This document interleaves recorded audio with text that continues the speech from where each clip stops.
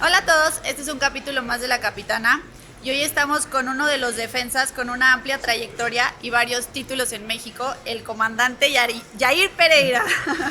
¿Cómo estás? Gracias por estar aquí. No, bien, con el gusto de aquí acompañarte.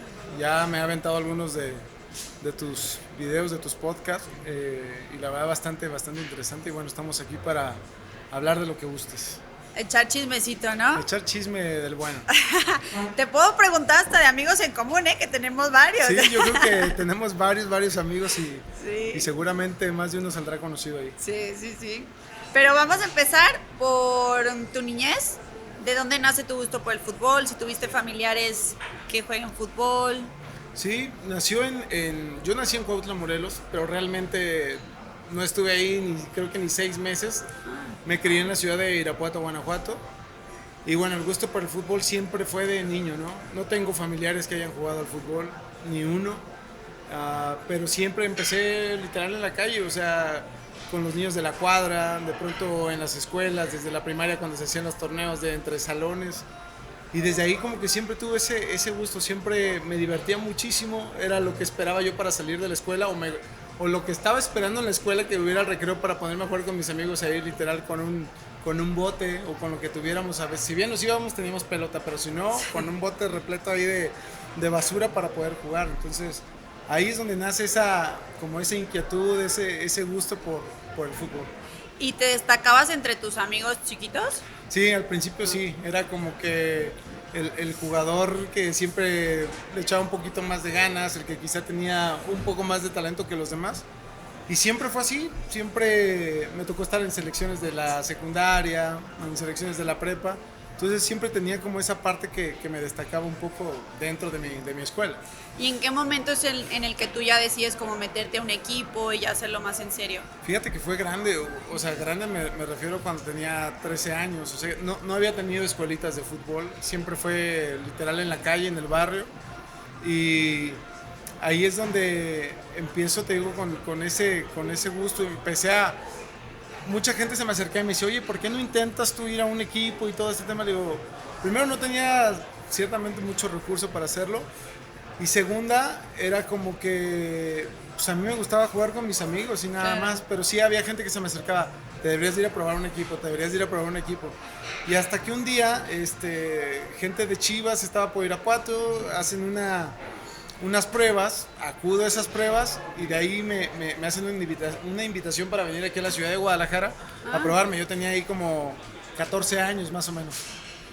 ¿Pero dónde estabas viviendo ahí? En Irapuato. Ah, ok. Ajá. ¿Y veniste a probarte? Me ¿Que vine eran a probar, fuerzas básicas? ¿O eran qué? fuerzas básicas, Ok. sí, pues tenía 14 años y me dieron una patada ¿Ah, sí? atrás y me dijeron, "Pues, como que tienes cositas, pero no estás preparado, no estás en el nivel que necesitamos, síguelo intentando", y órale, entonces me regreso a Irapuato. Y de pronto empiezo a entrenar ya con un equipo que jugábamos los sábados, ya sabes, ¿no? Y entrenábamos 2 veces por semana. Eh, ya después, mi papá le iba mucho el Cruz Azul. Ah. Y un día nos ponemos de eso que te metías a internet y buscabas en la página para ver cuándo iba a pruebas. Y cerca de los 15 años me voy a probar a Ciudad de México, literal solo, a buscar esa Chiquito. oportunidad y me voy a Cruz Azul. Y ya te quedaste ahí en fuerzas También básicas. me mandaron a la fregada. También, o sea, muy bueno no era. Ya estamos viendo que muy bueno no era. Pero pasé por un proceso, ya sabes, 400 niños, todos vestidos de blanco, y de ahí hicieron un filtro, quedamos 18. A esos 18 nos dejan entrenar un mes. De esos 18 destacamos 2. Nos mandan a entrenar ya con el equipo que nos tocaba, que eran las reservas. Y ya estando ahí entrenando con el grupo, según yo iba todo bien, pero al mes me dijeron, ¿sabes qué? No, para atrás. Entonces yo no me quería regresar a Irapuato así como sintiéndome medio fracasado, no di el ancho. Y uno de los chavos que también estaba probándose ahí me dijo, oye, también lo mandaron a la fregada. Y me dice, oye, si nos vamos a probar al Atlante, ¿está aquí? Me dice, sí, está aquí, vamos, investigamos. Y pues ahí va tu terco soñador llego ahí al equipo de Atlante. Y ahí estuve 2 semanas entrenando, y en esas 2 semanas le agradé al técnico. Entonces ya me dan la oportunidad y realmente empiezo mi formación con Atlante. ¿Y cómo fue toda esa experiencia de irte tú solo, tan chiquito, y vivir solo? Fue complicada, la verdad sí fue complicada, no fue nada fácil. porque tienes que empezar a buscar por tus medios cómo vas a comer, dónde vas a dormir.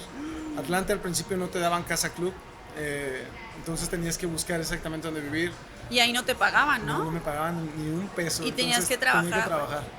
Empecé a trabajar por las noches, porque no me daban trabajos a partir de las 9 de la mañana. Me decían, vente de 9 y sales a las 6. Sí. Pero yo empecé a entrenar a las 9 de la mañana. Entonces, el propósito de yo irme a Ciudad de México era precisamente para tratar de intentar llegar al fútbol profesional. Entonces, no podía.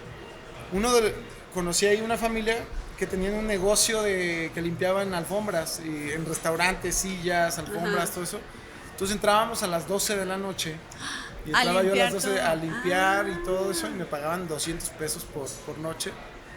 Y yo salía a las 6:30 de la mañana, de ahí me llevaban al metro, y del metro ya llegaba a una estación, de ahí agarraba un camión para empezar a entrenar, llegar a las 9 de la mañana a entrenar.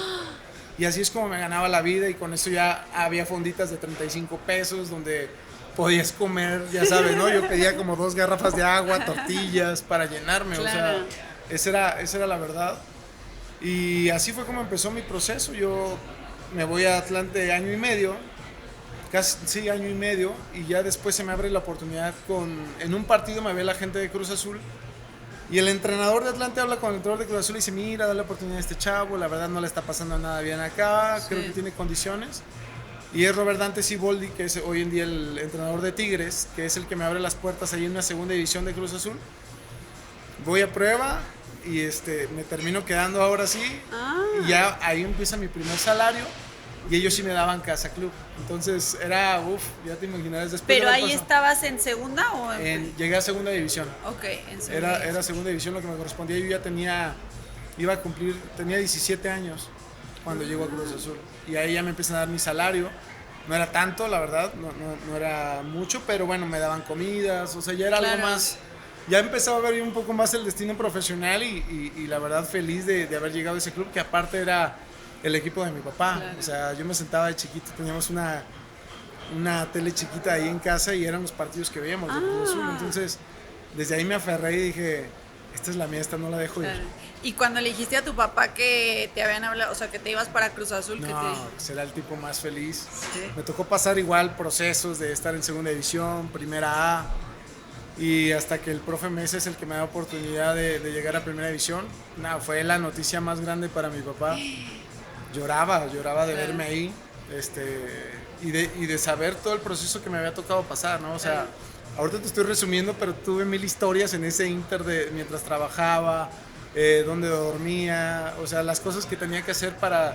O sea, ¿no tenías un lugar donde dormir? Al principio no, entonces andaba, de repente unos amigos me ofrecían casa, pero como dicen, el muerto y el arrimado después de los 3 días apesta, ¿no? Entonces era andarte buscando ahí lugares donde poder estar, entonces sí fue complicado. ¿Y en algún momento no dijiste, no, o sea, esto no es lo mío?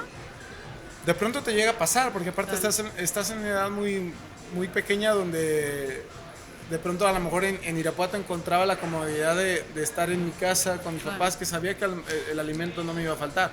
Igual tenía que trabajar, porque yo lo he mencionado en algunas otras entrevistas, yo vendí raspados afuera de un estadio, del estadio del Irapuato, y siempre mi padre me enseñó a trabajar. Entonces yo quería cambiar un poco el rumbo de la economía de mi familia, porque yo veía a los jugadores salir, cuando yo vendía raspados veía a los jugadores salir en buenos coches, vestían bien, me llamaba la atención que la gente les pedía un autógrafo, los niños, los grandes, o sea, todos, y era el Irapuato, o sea, y desde ahí dije, no, yo creo que si yo hago algo bien, o sea, me va a ir bien, o sea, veo que el jugador de primera división, o aunque sea de primera A, anda bien. Sí. Y desde ahí empezó esa chispita de decir, no, yo lo tengo que lograr, yo tengo que llegar, yo lo tengo que hacer. Y sí, siempre tenía en la cabeza a mi familia, siempre era cómo poderlos ayudar. O sea, yo soñaba con poder darle algo mejor a mis padres, ayudar a mis hermanos. Y bueno, Dios me fue abriendo toda esa parte, todo ese camino, me fue abriendo puertas, se me cerraron muchas, pero siempre fui un tipo muy resiliente en esa cuestión de no darte por vencido. Siempre se habla de que si tenías un padrino, que si alguien te acomodaba. Por eso cuando la gente me pregunta, no, es que yo no tuve padrino, me da un coraje de decir, qué mentiroso. O sea, yo realmente salí de la nada y lo logré en base a ese sueño, ¿no? A esa constancia. No era el mejor jugador, te lo puedo decir, nunca fui a selecciones menores cuando era joven. Mi primer llamado a selección fue hasta que debuté en primera división. Entonces fue algo que yo le digo a la gente, no es cierto, o sea, Claro. si tú buscas, si tú eres un terco, obviamente tienes que evaluar si tienes las condiciones, porque Claro. puede ser muy, muy terco. Yo tenía algo, no lo tenía tan bien pulido porque no tuve una formación de cuando era un Sí. niño. Cuando yo llegaba a los clubes yo sabía, me empezaron a hablar de posiciones, no, es que él es contención, es que y yo decía, ¿qué es contención? Y yo sabía que era defensa, Claro. bueno, portero, defensa, medio y delantero. Yo no sabía de posiciones y de pronto era cuestiones tácticas, no sabía porque no había tenido una formación, pero era, siempre me fijaba, siempre preguntaba. Cuando no jugaba me quedaba entrenando un poco más y un poco más. Yo sabía que tenía que dar un poco más para Claro. poder igualar a la gente que ya estaba más preparada que yo.